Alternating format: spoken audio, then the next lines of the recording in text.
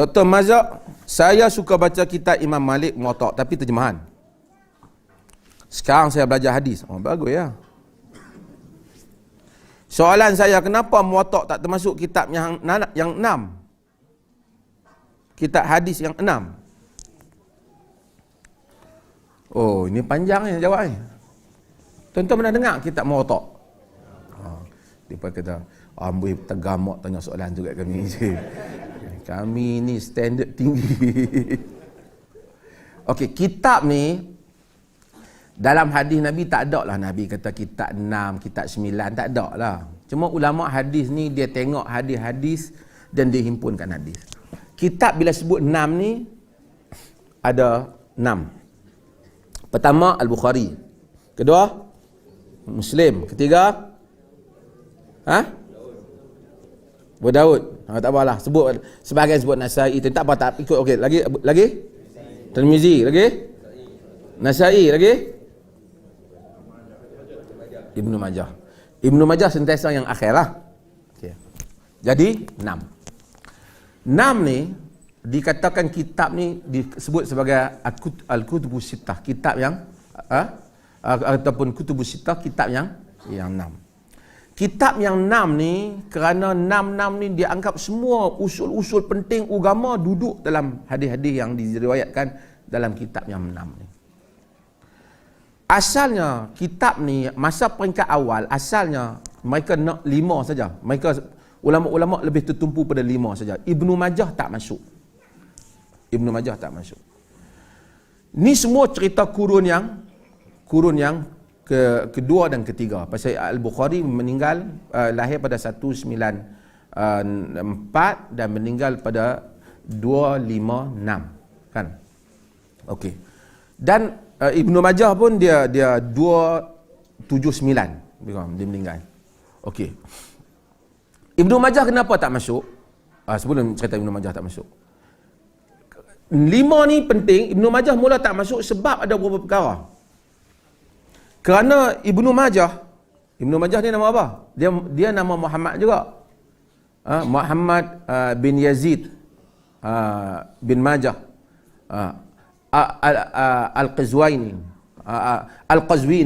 Dia daripada Qazwin, tempat dia.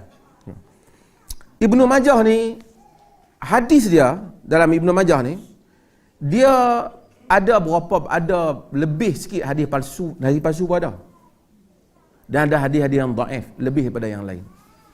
Tapi orang yang mula buat masuk Sunan Ibnu Majah ni bagi jadi masuk 6 ni, ini bagi yang nak belajar hadiah dia akan tahulah, iaitu Muhammad bin Tahir Al-Maqdisi. Dia panggil Atrafu Kutubus Sittah. Dia yang mula masukkan kitab ni bagi jadi 6. Asalnya 5. Ada ulama yang tak mau, seperti Ibn Razin. Dia kata had 6 patutnya Muwatta Malik. Tapi pasal apa Muwatta Malik tak masuk? Macam kawan tu tanya, mungkin dia minat Muwatta Malik dulu daripada Imam Bukhari. Tapi dalam Muwatta Malik, yang ni tentu kena ingat yang ni ilmu apa? Teknikal sikit. Okey, dalam Muwatta Malik dia campur. Hadis Nabi ada, mauquf sahabat, perkataan sahabat pun ada, perkataan tabi'in pun ada. Kemudian dia kata satu lagi dia panggil balaghat. Balaghat ni benda-benda yang tak ada sanad. Imam Malik kata balaghani an Rasulillah, telah disampaikan pada aku daripada Rasulullah. Balaghani an Abi Bakrin, telah disampaikan pada aku daripada Abi Bakar. Jadi benda ni tak ada sanad. Oleh kerana benda-benda ni banyak sangat, secara perbandingan dengan Ibnu Majah walaupun ada hadis palsu, tapi Ibnu Majah ni ada hadis-hadis yang tak ada dalam 5 tu ada kat dia. Dan hadis tu penting. Yang ni hadis-hadis tambahan pada 5 tu dia panggil ilmu hadis. Ni bagi budak muda ni yang belajar hadis ni, dia panggil zawaid. Sebab dia panggil zawaid Ibnu Majah. Zawaid maksudnya orang panggil yang ekstra, yang tak ada kat tempat lain, ada kat dia. Walau bagaimanapun, tak apalah mudah. Walau bagaimanapun, para ulama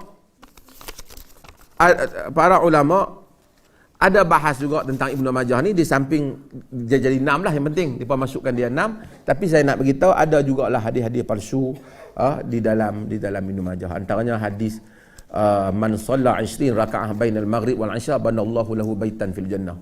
Siapa yang semayam 20 rakaat antara maghrib dan isya, Allah Taala bagi bina untuk dia syurga, api rumah di dalam syurga. Antaranya hadis Ibnu Majah